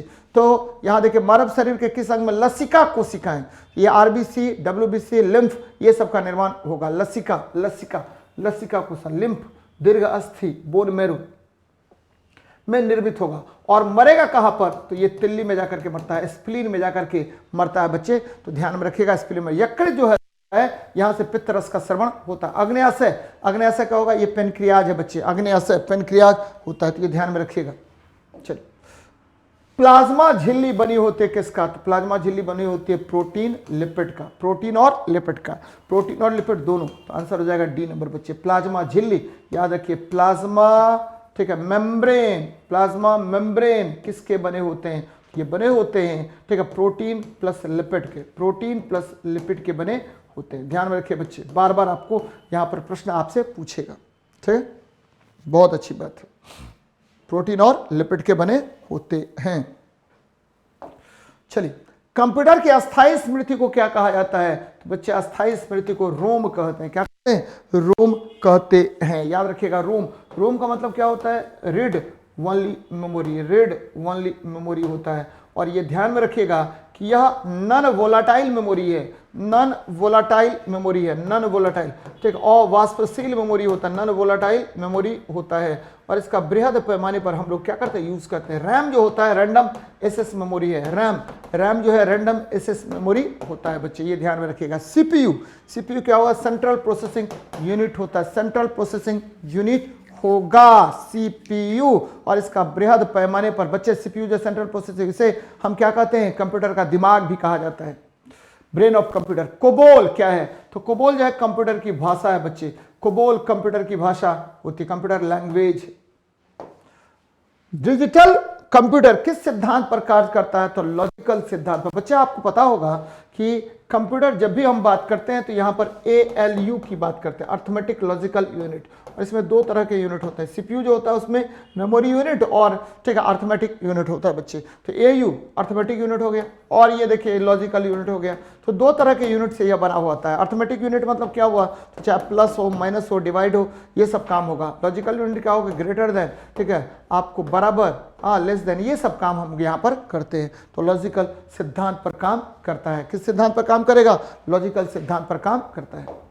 चलिए, ईमेल का विस्तृत रूप क्या है? ईमेल मतलब क्या हो? Electronic mail. इलेक्ट्रॉनिक मेल होता है ईमेल, इलेक्ट्रॉनिक मेल होता है। और ध्यान में रखिए बच्चे, इलेक्ट्रॉनिक मेल होता है। और याद रखना है, बार बार आपसे क्वेश्चन पूछेगा कि ये जो इलेक्ट्रॉनिक मेल होता है ये है क्या?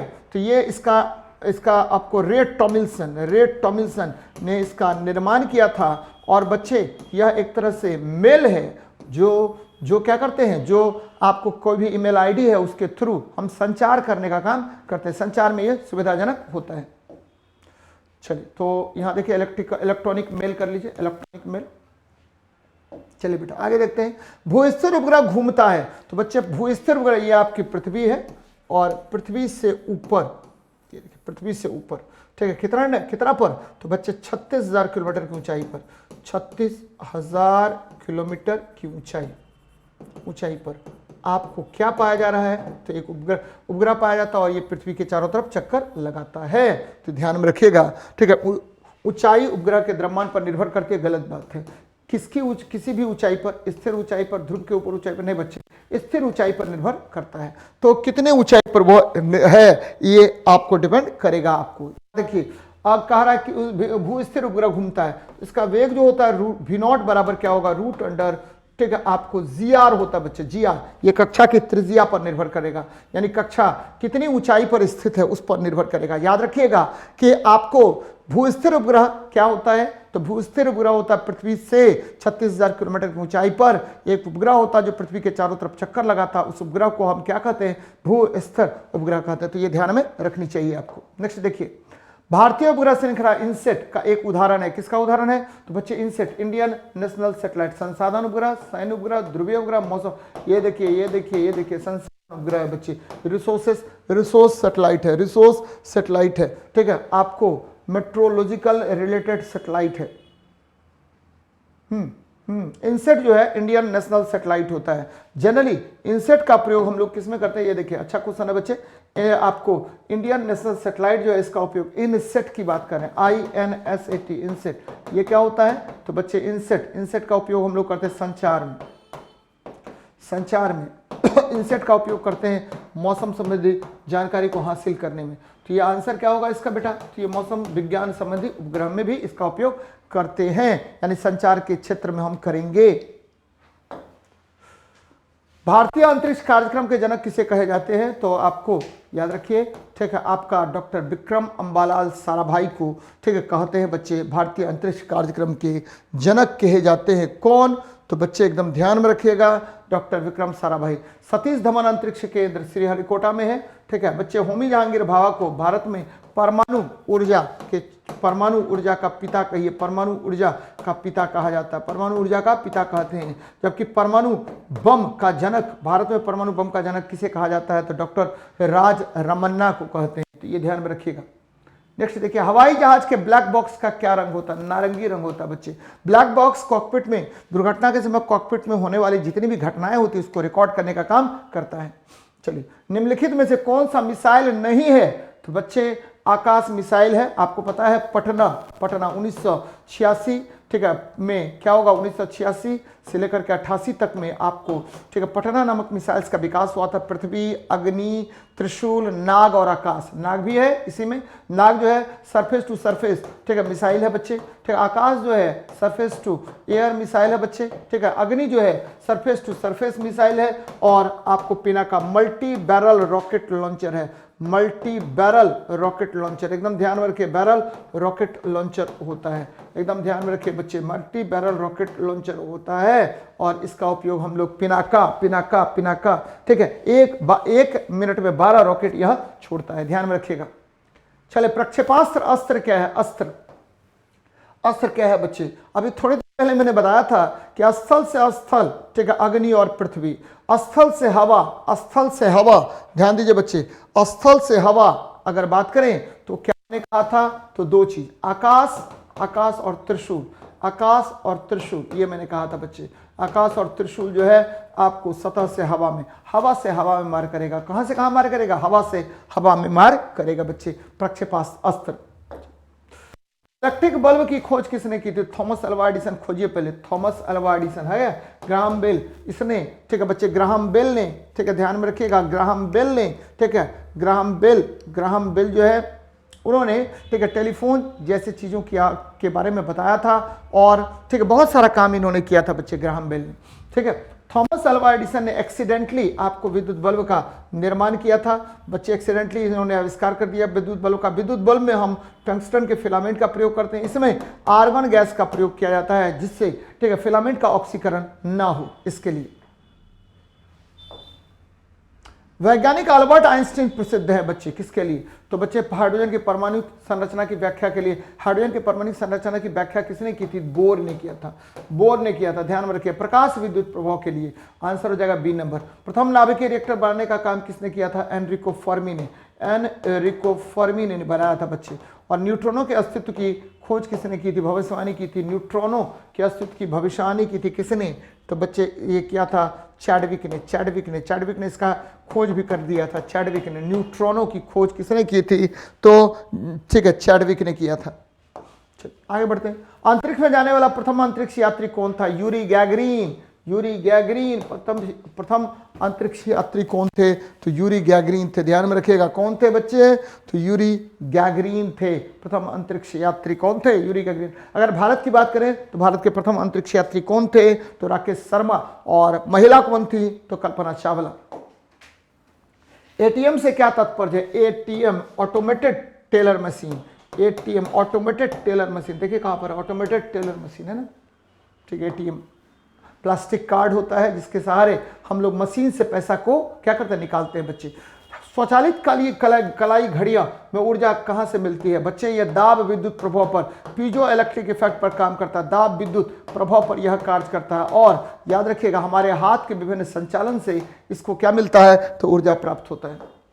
आगे देखते हैं। ऑटो हॉर्न ने अणुबम की खोज की थी, किसके आधार पर बच्चे? तो नाभिकीय विखंडन के आधार पर। ऑटो हॉर्न ने, याद रखिए, ऑटो हॉर्न ने सिद्धांत दिया था परमाणु नाभिकीय विखंडन का। याद रखिए, ऑटो हॉर्न और स्ट्रासमैन, ऑटो हॉर्न और एक और वैज्ञानिक थे एवं स्ट्रासमैन ने नाभिकीय विखंडन का सिद्धांत दिया था बच्चे। स्ट्रासमैन ने नाभिकीय विखंडन का सिद्धांत दिया था, ये ध्यान में रखिएगा। निम्न रेशों में कौन पौधे के तने का उत्पाद नहीं है? तो ये देखिए, कपास जो है बीजों से प्राप्त होता है। कपास किससे प्राप्त होगा? बीजों से। और यह आपको कार्बोहाइड्रेट का बना होता है। सब बाकी सब सन, जूट, पटसन सब क्या होगा? तो तने के रेशे से प्राप्त होता है, यह बीज से प्राप्त होगा। आंसर हो गया डी नंबर।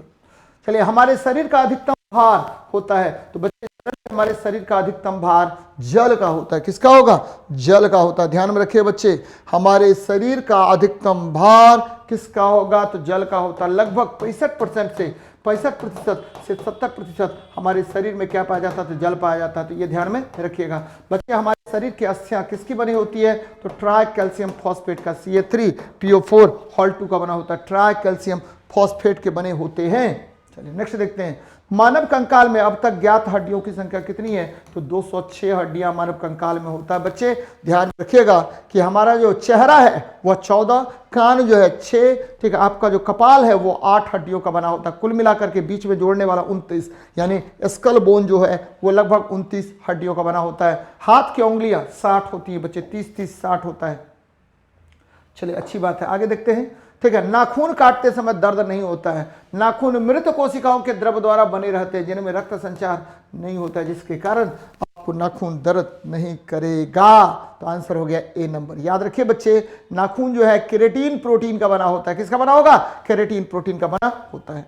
बच्चे आज का जो क्वेश्चन था वह बहुत ही इजी था और कभी कभी इस तरह के प्रश्न होने चाहिए। आप सभी बच्चों से आग्रह है कि बच्चे एक बार जरूर इसको पूरा लुक आफ्टर कीजिए, देखिए अच्छे तरीके से और सफलता तो हासिल करना है बच्चे। चलिए मिलते हैं नेक्स्ट क्लास में। जय हिंद, जय भारत।